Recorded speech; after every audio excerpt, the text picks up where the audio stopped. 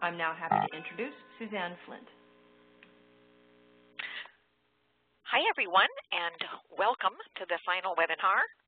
Stephen, if you want to unmute and start us off. Absolutely. Hi, everyone. Well, it's hard to believe that it's almost been a year since we started the TLA50 Fellowship, and that we're coming to the end of what we hope has been a rewarding, productive, and fun learning experience for you all. For us, this marks a nearly 3-year process since the California State Library partnered with the Idaho Commission on Libraries, the Oregon State Library, and the Washington State Library to dream, design, and deliver this professional education experience. Our thanks to the state librarians from each of these states and to IMLS for funding this project. Our thanks and congratulations go to all of you as well. 94 fellows from 12 states started with us 1 year ago, and 82 will successfully complete the fellowship this month. Nearly all who had to drop out for one reason or another indicated that they still plan to return to the archived online courses and apply the rich knowledge and resources we have made available. This high completion rate is even more remarkable given the economic conditions you are all facing in your communities and states, and the direct impact of these conditions have had on your jobs and libraries. Then, too, some of you have also had to juggle unanticipated changes in your personal lives. We tip our hats to you all for persevering through all these challenges. The fellowship is and was first and foremost a continuing education experience, an opportunity to be exposed to new ideas and practices. By attending the Institute, participating in all the online courses and webinars, and completing the 3 surveys, you have fulfilled the fellowship requirements. It is certainly hoped that this educational experience will eventually lead to putting ideas learned into practice, but an individual fellow's ability to execute implementation is varied depending upon circumstances, and so there is no formal implementation requirement. That said, however, one of our goals for the coming year will be to stay in touch with all of you and see how the process of moving from ideas to action is playing out for each of you. We hope to provide ongoing support and assistance for any work that fellows wish to pursue by being available online with content updates to our website, expert guest contributors to our NING, and periodic hosted chats and forums. We hope that you will turn to us and these resources should you want to discuss ideas, solve problems, or share your successes. This webinar was added at your request at the Institute way back in September of last year.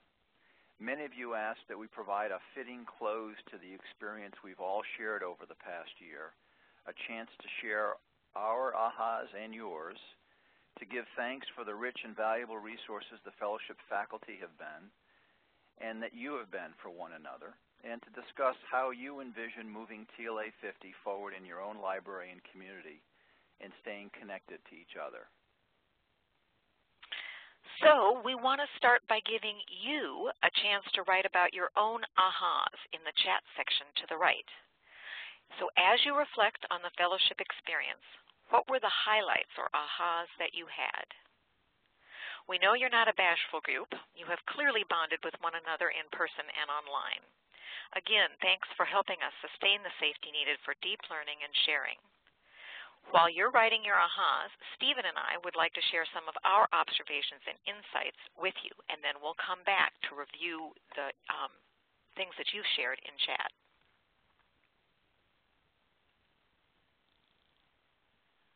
Well, you've heard this, if you've heard it once, you've heard it a million times. This is not just about the boomers, but about the effects that longevity, living longer lives, has on this period of life between midlife and old age. The boomers happen to be the first generation to go through this stage, but longevity will have implications for all generations going forward. The current language that we use to define this stage and part of our society is inadequate to describe this new life stage, the encore stage, as Mark Friedman calls it, in The Big Shift. Also inadequate are the current institutional structures and community supports. We'll be inventing these as we go. We hope you'll be part of that invention. Thus, the continued necessity for public libraries to transform themselves and take a leadership role in transforming life after 50 in your communities. Similarly, concepts of work and retirement are transforming. The work cycle is becoming much less linear and more dynamic and fluid. More and more individuals will shift in and out of work throughout their entire adulthood by choice and or necessity, with age becoming a less and less significant determinant. Recareering, finding and pursuing a variety of work-driven purposes, taking periodic breaks, a hiatus or sabbatical, and redefining work itself from what it is to how it is conceived, undertaken, and paid for are all trends we see as enduring. Then, too, rapid advances in technology are already impacting how we connect and communicate. These advancements will only accelerate, with many enabling older adults to remain active participants in their communities and workplaces through virtual networks, long past the time when physical limitations in the past would have made it impossible otherwise. This is changing the definitions of socialization and community, and libraries, if we're going to remain relevant, will need to explore how we can become the community living room for these virtual networks as well. New assistive technologies will also allow older adults to live independently in their own homes by providing diagnostic, preventative, and intervention health strategies.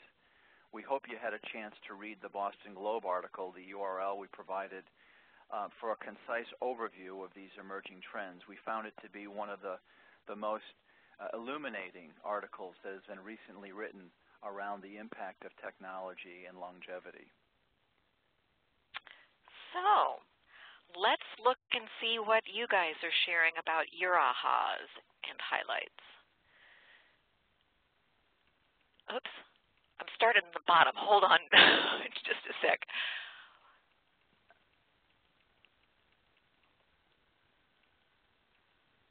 So what are you seeing, Stephen? Well, I see folks talking about the importance of boomers being engaged as well as served, that they're not just a recipient or a passive participant, but their talent, and as Sue Walker says, they can be presenters of programming. Others have talked about, Ellen Peters talked about really targeting midlife adults as opposed to just the elderly.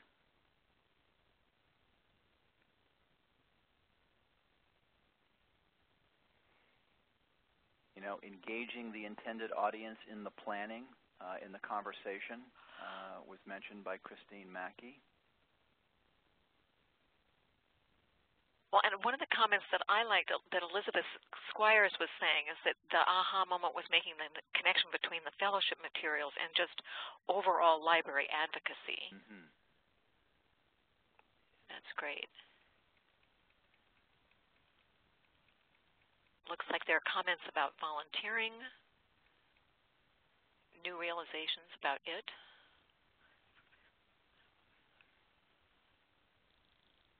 And Suzanne mentions that her coworkers are all baby boomers, and I think this is one of the great ahas, that most workplaces are packed with baby boomers, and so this is where it comes back to, it's not about them, it's about us. Ooh, and I like this comment. That was also Suzanne about the, she had to be willing to demonstrate the try it and fix it culture through her own actions. The impact of social media on boomers was an aha. To that point, we will. Suzanne just forwarded to me this morning a recent Pew study that again tracks the increased utilization of social media by adults, and so we'll get that up on the Ning community. Yeah. More variability in the 50-plus lifestyle. Yep.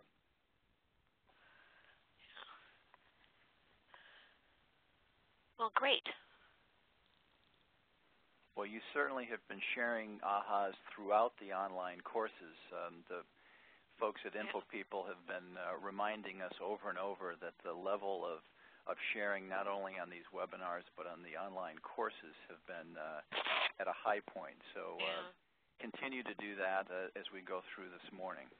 Matter of fact, one of the things that I was going to share, which was actually a post from one of these courses, which I just thought was also a personal aha for me, but it was during the social media webinar that this fellow wrote, was really struck by the fact that not listing adults on the website or in the tabs could be sending the message that we have nothing for them. And took a long look at our website, and it really is hard to find things for adults without going into general information that many people may miss. And I think, to me, that was another way in which, in a very simple way, we're missing an audience simply because we assume that our general message is for them, but then we call out other populations, which then sort of implies we're not calling out them, so there's nothing for them.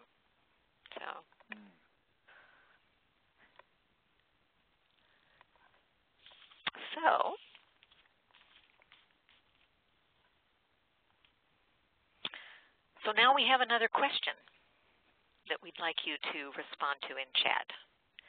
As you look forward, how do you envision using what you've learned to transform life after 50 in your community and library? And so take a moment to think about that and write. And while you're doing your writing to that response to that question, we'd like to invite the faculty to share their insights and ahas from their courses and their experience of working with you.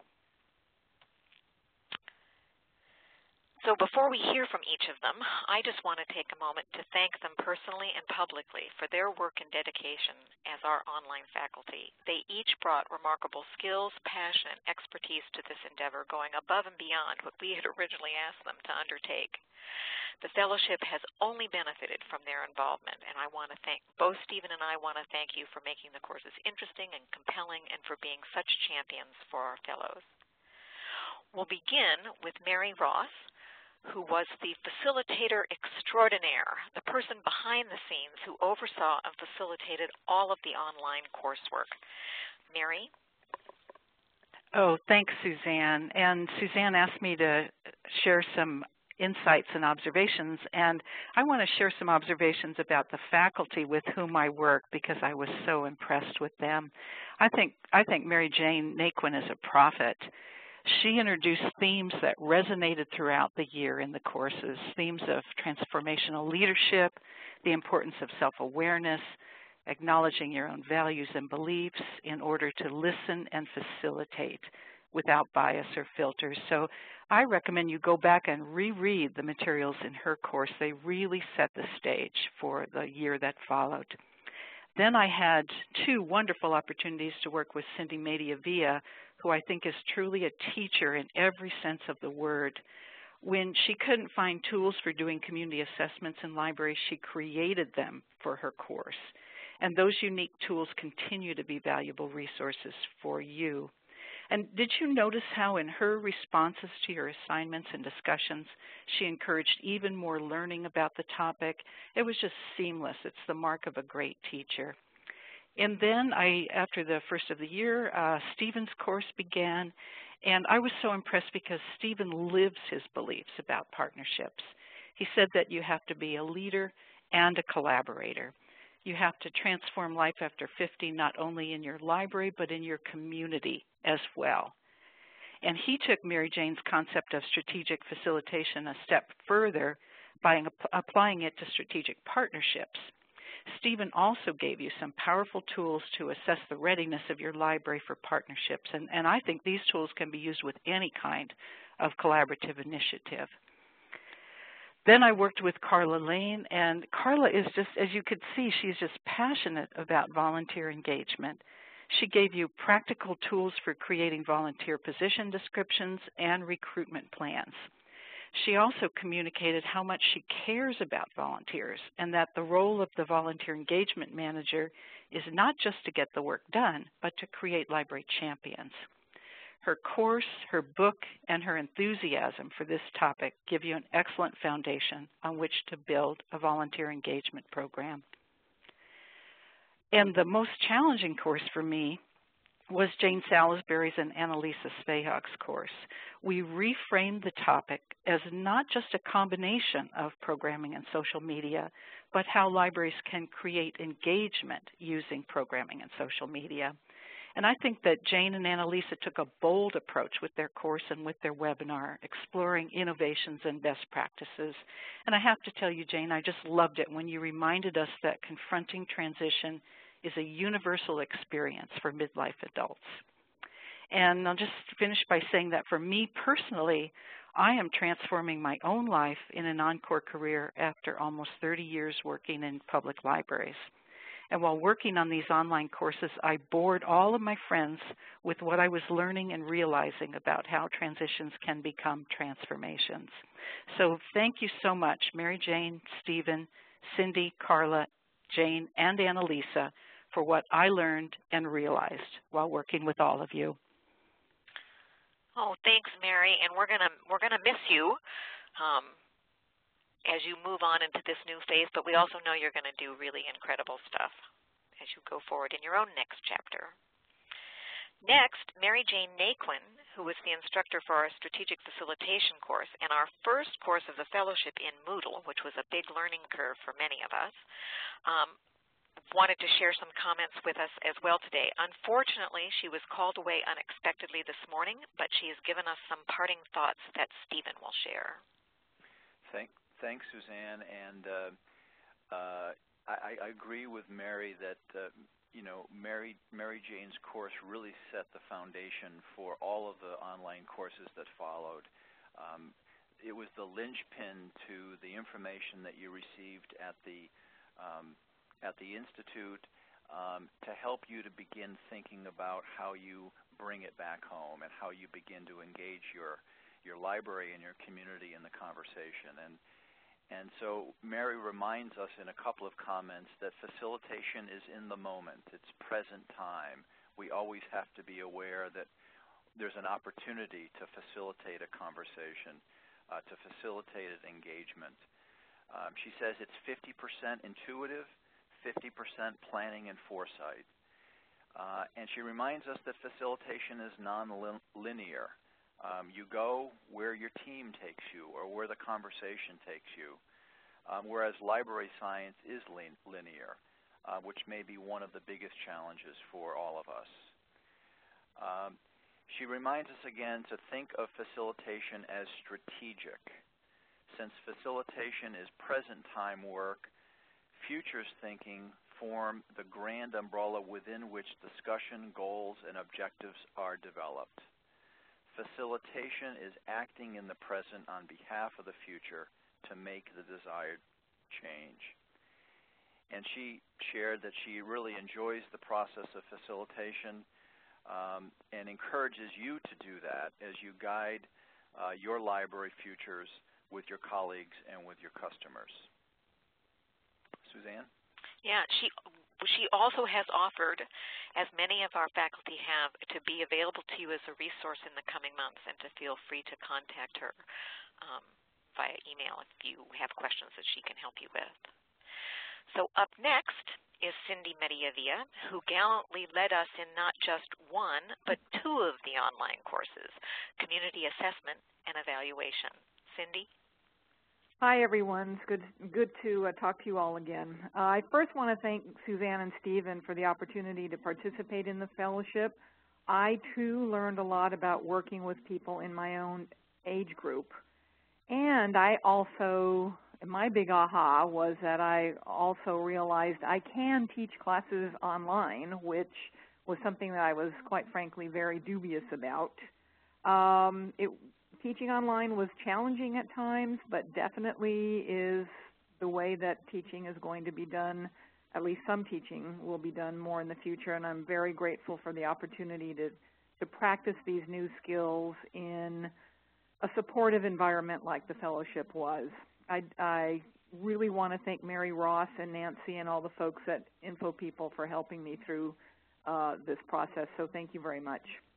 My other big takeaway from the fellowship was in teaching the community assessment and the evaluating results courses, this really helped me reinforce in my own mind the value of community assessment and program evaluation. And just very quickly, I want to remind you all about what community assessment is about and also evaluation. But let's start first with community assessment, which of course is the method for gathering information about the community so we can develop services the community needs and desires. It's a way to measure community needs and interests. It is not really a way to measure library services, and I think we still need some help in this area. We as a profession are so focused on providing excellent library services that we tend to see everything within a library framework. If we're doing community assessment correctly, the community comes first.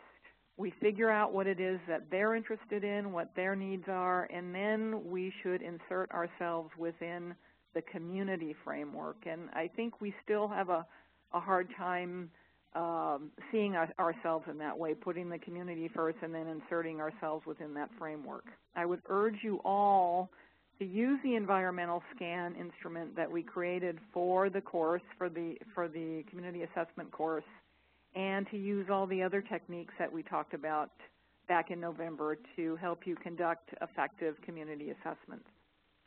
You can change the slide, please. Thanks. Evaluation, of course, is something that we're much more familiar with.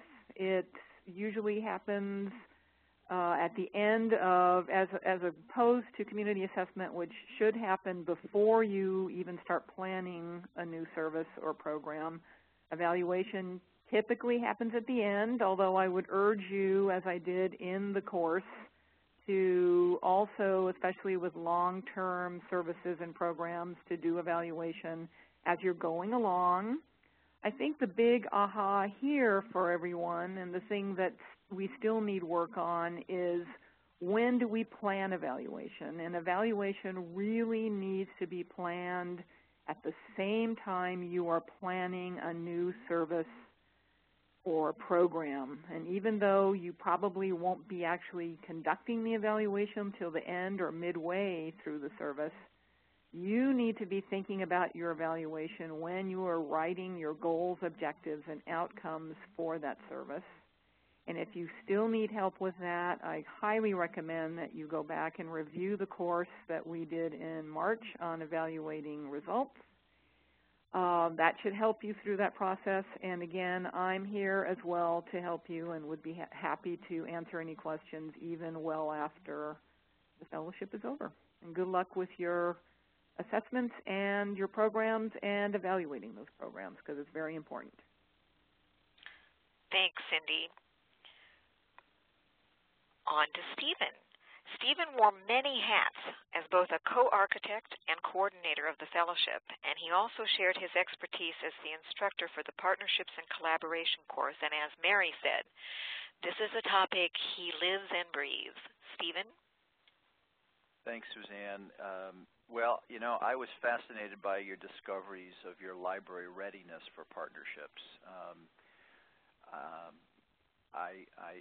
This course helped me to think more about a tool that I was able to share with you that would help drill down, and I was really thrilled that you found it to be of use within your own institutions to have conversations.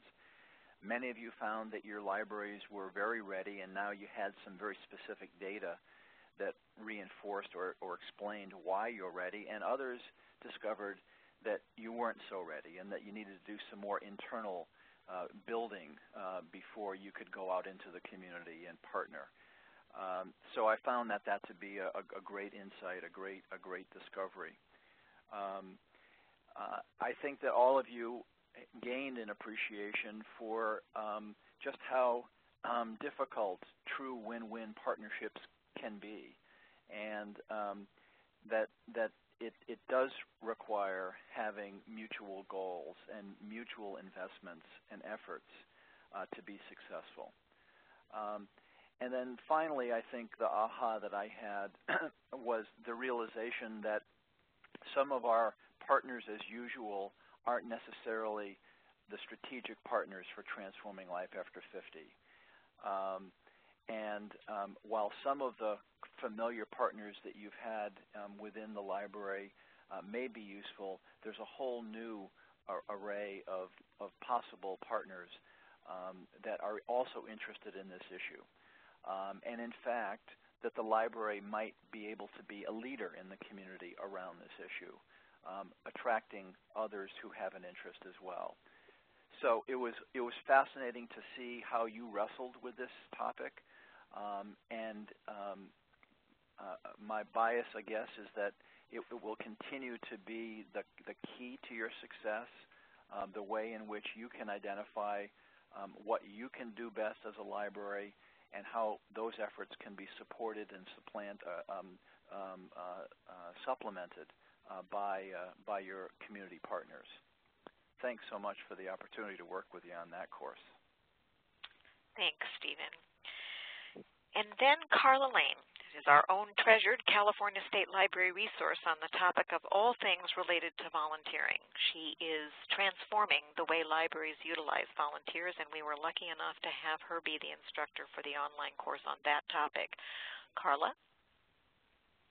I just wanted to say that I was really pleasantly surprised that people really immediately got an understanding of the need to go beyond and expand the volunteer opportunities they've been offering to people, away from the traditional, not that we can't keep those traditional volunteer opportunities, but really looking at how can we take advantage of the skills that are willingly offered by not just baby boomers, but the generations that follow.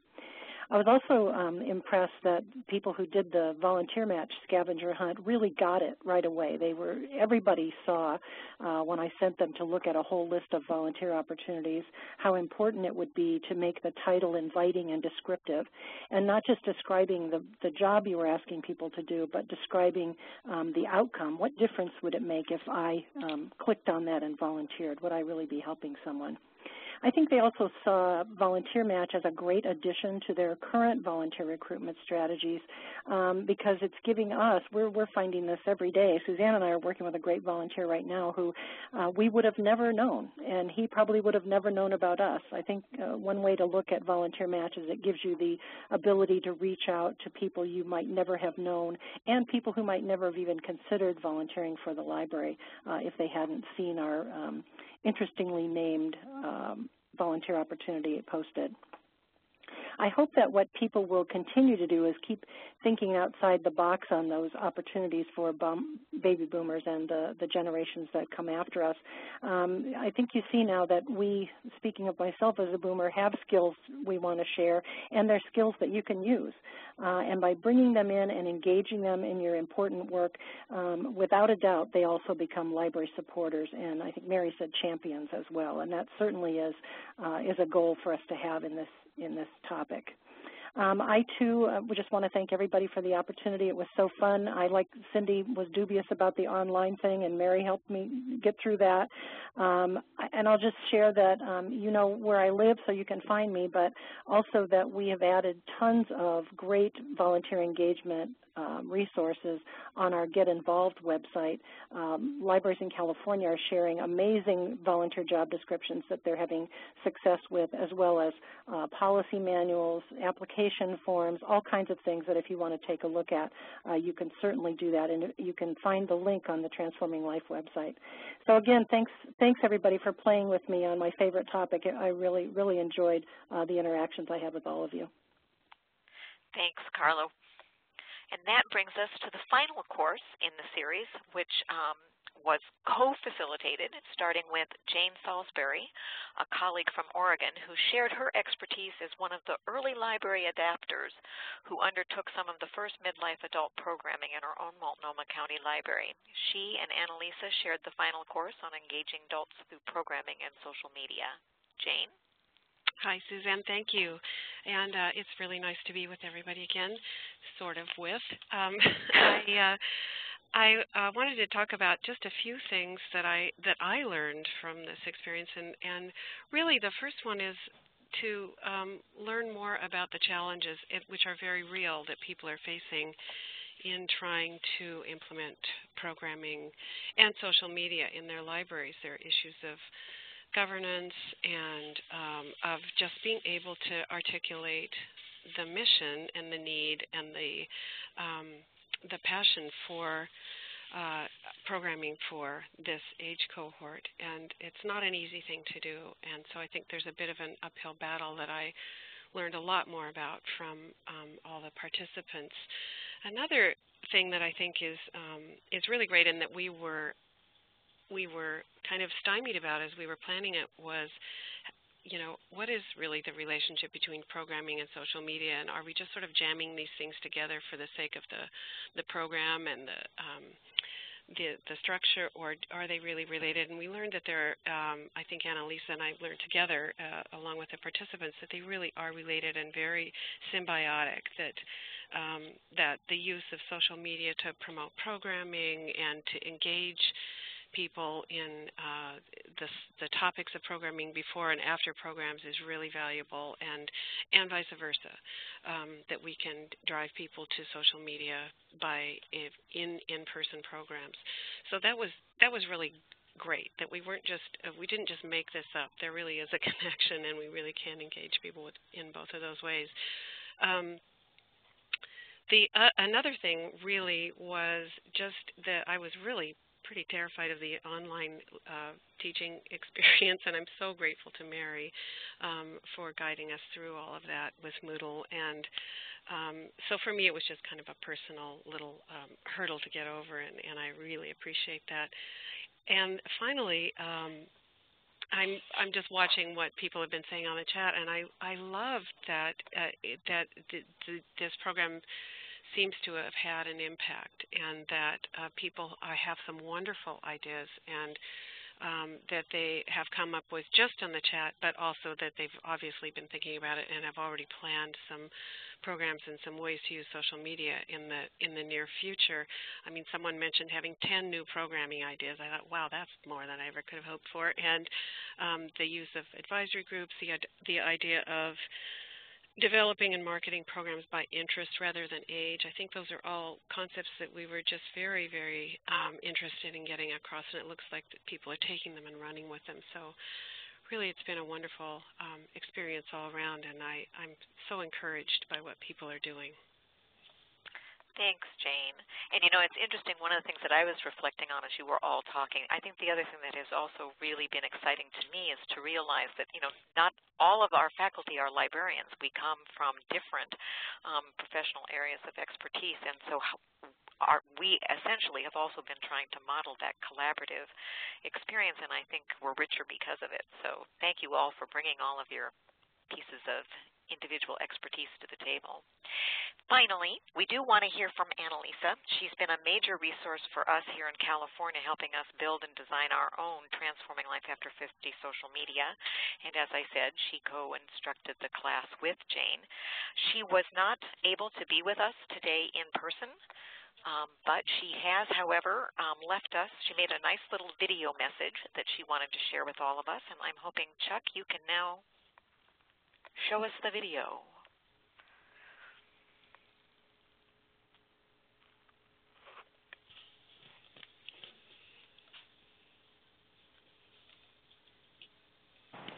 Hello, this is Annalisa. I was the co-instructor for the Engaging Adults Through Programming and Social Media course. Although it was daunting, Jane and I loved sharing such a huge course topic. It meant that your responses and your questions were incredibly varied and interesting. It was wonderful for me personally to see some of you really discover the power of social media and word-of-mouth marketing for the first time during this course. Since I couldn't be present at the final webinar, I wanted to make this quick video to remind you that while the course has officially ended, there are still many resources available to you. So I just wanted to go through those all as a reminder. We have, of course, a Facebook page. We also have a Twitter account, which some of you may remember from our Twitter hashtag chat. We also have a YouTube channel where we store lots of interesting videos. And of course, there is the Ning community. And of course, there is our website, transforminglifeafter50.org, which is where all of the course information will be stored after it has been taken off of Moodle. All of these sites were built for your use. I want to encourage you all to use these websites and social media networks as a place to ask us and each other any of your questions. Also to share ideas with the group and to practice your new skills and continue to learn. For example, let's say you start a Facebook page for your library and you want to share that link somewhere. We'd love for you to share that on the Transforming Life After 50 Facebook page or send us a tweet from your Twitter account. Myself and the other volunteers working for the State Library will be really excited to engage with you online. Another resource that I want to offer is myself. Now, I have given out my email before, but I'll just give it to you again. I am happy to answer any of your questions that you may have about social media. Maybe you can't figure out something about Facebook or you don't really understand what an RSS feed is. Feel free to send me an email and I'd be happy to do my best to help you. Please also don't forget about the TLA50 NING community. You all are members, which was a requirement for the fellowship. But even when the fellowship is over, we hope that you'll continue to use this resource. The forum, the groups, and all of those tools are still available to you. So I just want to say thank you again for participating in all of the courses. It really was my pleasure to work with all of you. I really learned a lot about how libraries, as unique institutions, can use social media in new and interesting ways.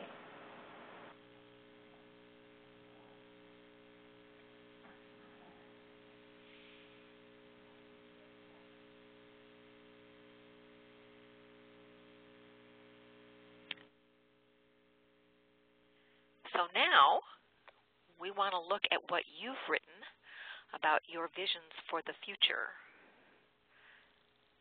If you want to advance the slide, Stephen.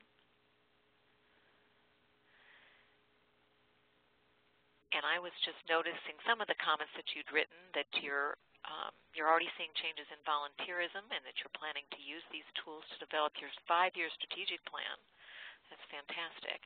I also thought it was interesting that Dale and Shana are working to put together a 2-day summit for Arizona libraries in August. Paul Nussbaum is going to be your keynote. That's great. We love Paul. We're big fans of Paul. What other visions? Ellen Peters is creating programming for midlifers. They're working on getting separate space both on the web and in their branches for this population, and we're trying to reach the boomers more via social media partnerships and volunteers.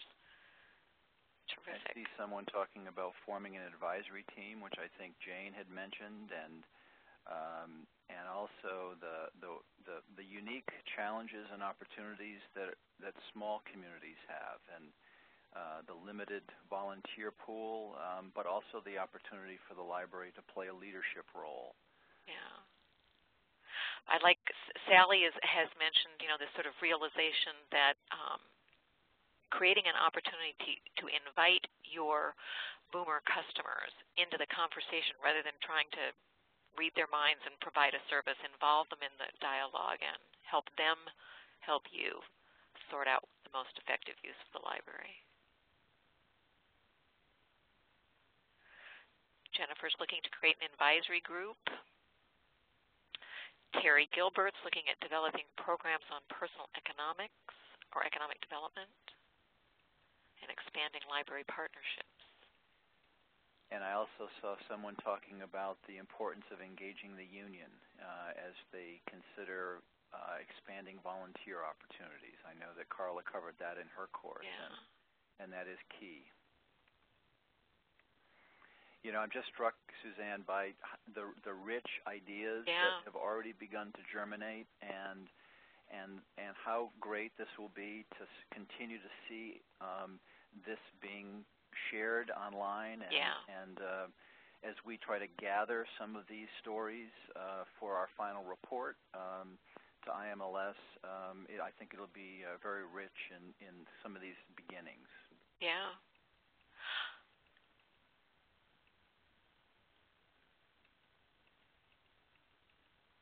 God, I'm sorry, I'm reading so much. We're not supposed to have dead air, but you guys really are. You're writing so many wonderful things. They're using the lessons from the evaluating results course. Fantastic. Cindy will be thrilled. Yay! We're moving beyond the head count. Fantastic. Yay, yay, yay. Yeah.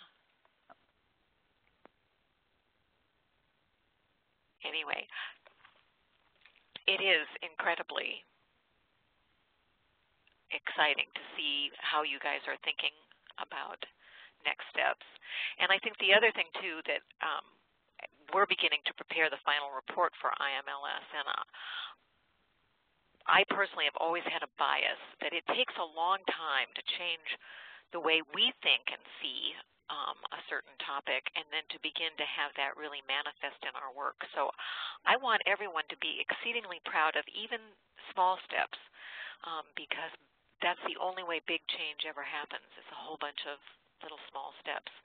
So even if you're feeling that your library is struggling at the moment and implementing some of these larger ideas feels beyond reach at the moment, even having different kinds of conversations with your coworkers and your community is a great beginning, to begin to consider the topic in new ways, beginning to notice all the other different organizations and groups in your community who are also starting to take an interest in how the human adult lifespan is changing and what that means in terms of service provision.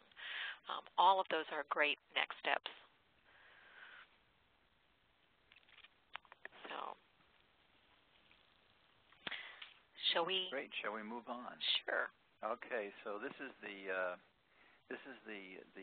experimental part of the webinar where I'm going to try to take over your screens, and I'm going to try to bring us to the Transforming Life After 50 website. So let's see if I can get you where I need to be.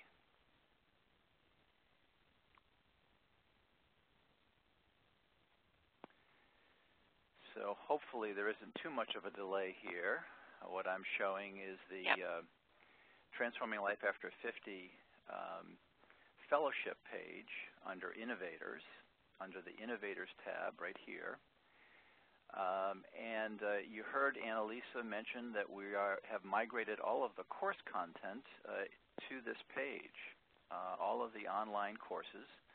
In fact, all of the information from the beginning of the fellowship with the introductory webinar all the way through the online courses, and this concluding webinar will also be archived. And so just as an example, if we went into the volunteer engagement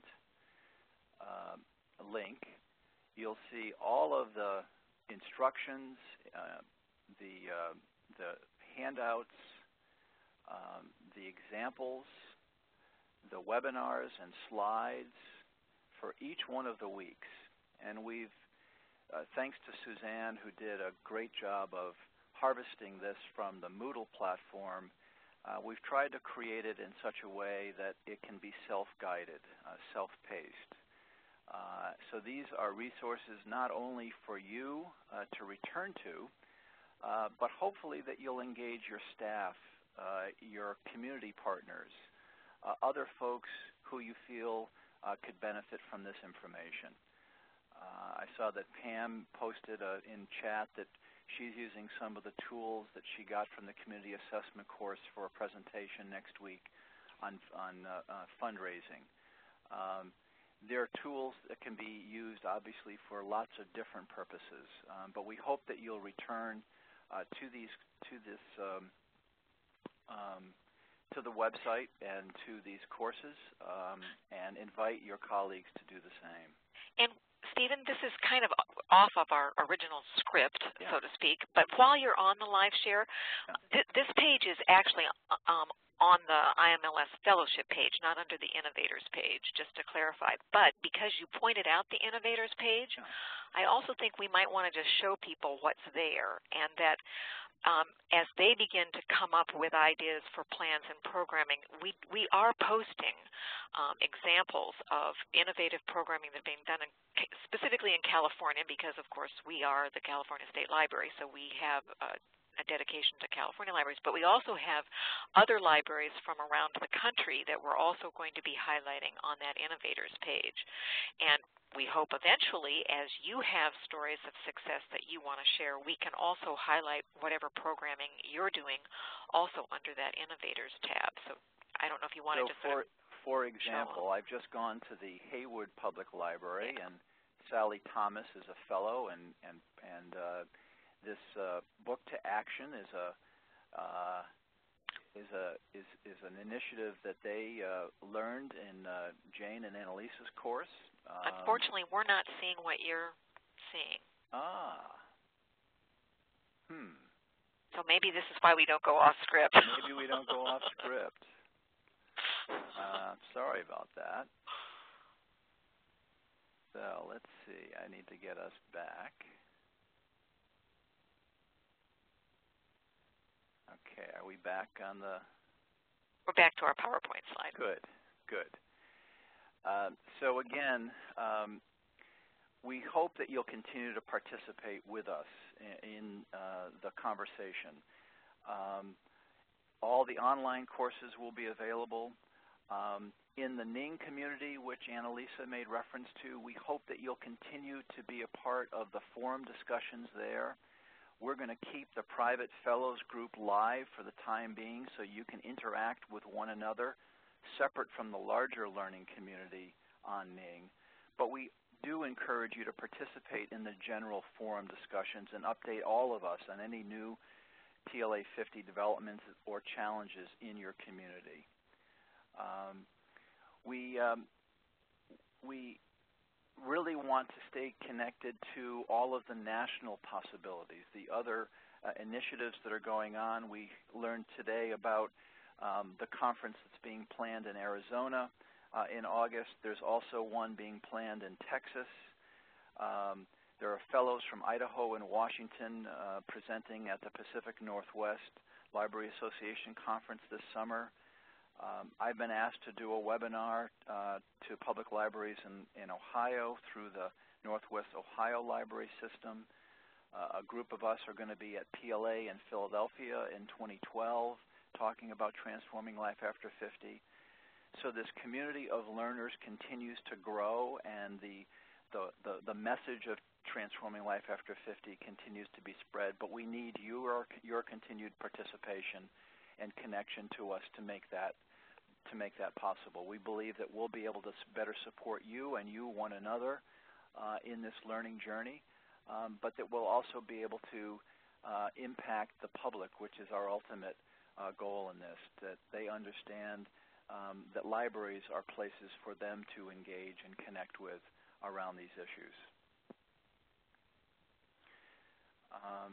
So stay connected with us and each other through Ning, through your own state networks. We know that some states are facilitating the sharing of lessons learned, and so we look forward to hearing more about what you're all doing individually and in your states.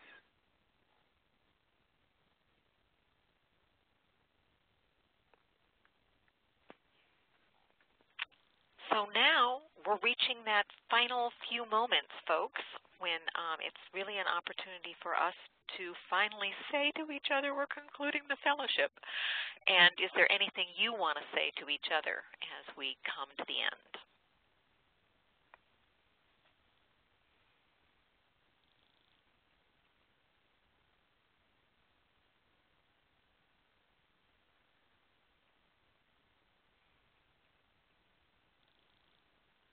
Oh, wow, we've just all been given an invitation to Arizona's Adult Services for the 21st Century, Living Longer, Living Better Summit.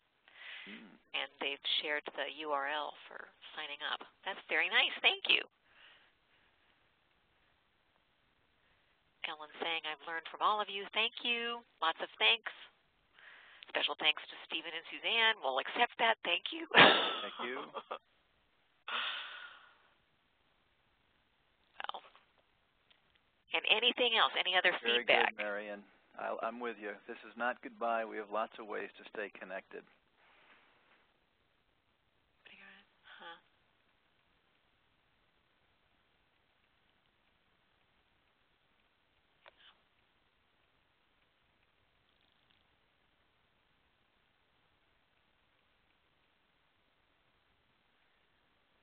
I'm actually watching all these posts and getting goosebumps.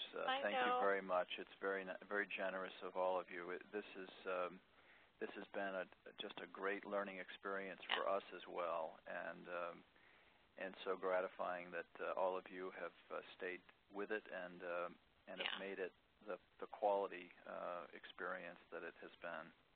Pam does ask a question that I do want to make sure that you all know. We have intentionally moved all of the resources and tools onto our website so that they can live on. I mean, we've just renewed our domain for 10 years, so I'm hoping the State Library means that we're going to be maintaining that website for at least the next 10 years. So all those materials are there, and you may repurpose them. Our only caveat is that you certainly give credit for the instructors who developed them, since it's their professional expertise behind the development of that tool, and that you not significantly change them in any way. And if you are going to significantly change them, then I would ask that you touch base with the individual instructor who created the materials, the PowerPoint, the handout, the tool, before you make any changes, because it really is sort of altering their intellectual property.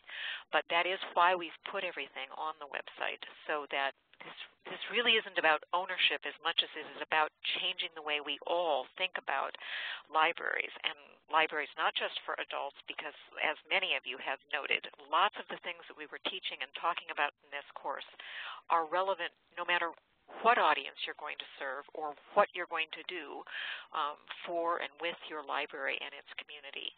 So we really want this thinking to continue. We want this community of innovators to prosper and thrive.